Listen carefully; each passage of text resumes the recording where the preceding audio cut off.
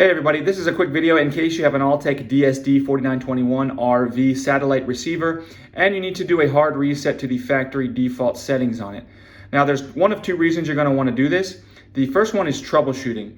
If you're having any issues with this receiver not getting a signal or not connecting, or if it seems to be kind of not responding or not working in any way, a hard reset can fix a lot of these issues.